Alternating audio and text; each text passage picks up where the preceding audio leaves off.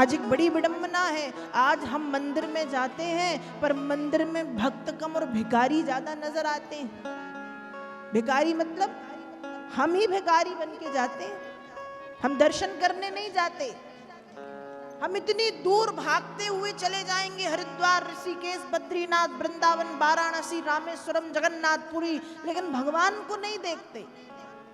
हम बस हे भगवान हमारी लड़की की शादी करा दो, मंगली है, हे भगवान हमारी बिटिया की संतान हो जाए, हे भगवान हमारे प्रॉपर्टी का विवाद चल रहा है, हे भगवान दुख दूर कर दो, हे भगवान ऐसा कर दो, हे भगवान।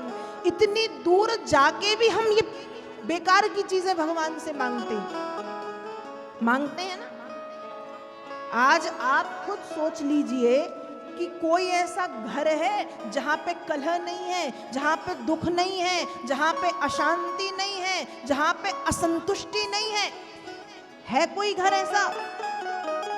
बड़े से बड़ा घर भी मिलेगा, खूब रईस व्यक्ति भी मिल जाएगा ना, तो वो भी यही कहेगा सब तो ठीक है पर ये और हो जाता। और हम भगवान से जाके यही मांगते, सड़ी सड़ी चीजें। हम जगन्नाथपुरी गए और जगन्नाथपुरी में जाके हमने क्या मांगा? बेटे की शादी, मंगली है, बिटिया को संतान नहीं हो रही, ये सड़ी चीजें मांगते। मांगना तो चाहिए ही नहीं।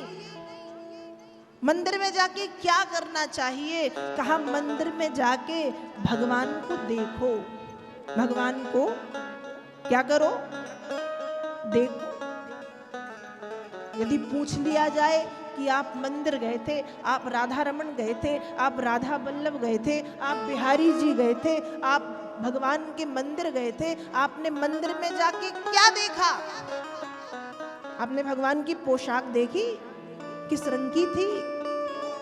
भगवान के कुंडल देखे, माला देखी, बैजंती की थी, कमल की थी, तुलसी की थी, गेंदे की थी, चांदनी की थी, बेला की थी, चमेली की थी? कौन सी माला थी?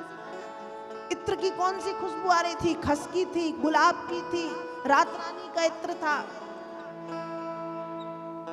भगवान ने मोरपंख लगाया था, भगवान के बाल घुंघराले थे, कैसे थे? हम ये नहीं देखते।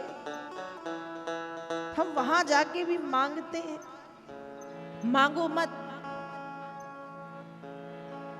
जैसे हम एक साधारण से माता पिता हैं, हमारे बच्चे जब छोटे होते हैं, जब वो बोलना नहीं जानते, उनसे बोलते नहीं आता, 2 वर्ष का 1.5 वर्ष का बच्चा, उसको बोलते नहीं आता। 8 महीने का बच्चा, 9 महीने का बच्चा, उसको बोलते नहीं आता, फिर भी माँ समझती है, उसके बिना बोले समझती है ना कि कब इसको भूख लगी है, कब इसको पेट में दर्द है, कब इसको कान में दर्द है, कब इसको घूमी घूमी जाना है। समझती है ना माँ?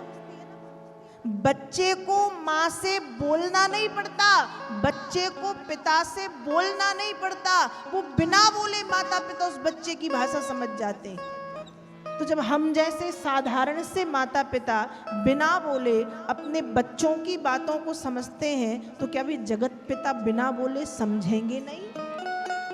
बोलो, क्या बिना बोले वे नहीं समझेंगे?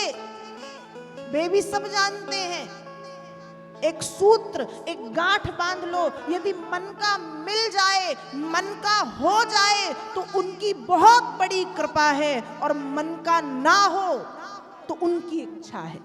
मन का हो जाए तो उनकी कृपा, और मन का ना हो तो उनकी इच्छा मान के चुपचाप रहो, उनको परेशान मत करो, क्योंकि वो जो करते हैं हमारे लिए हितकर ही होता है, बुरा नहीं करते हो।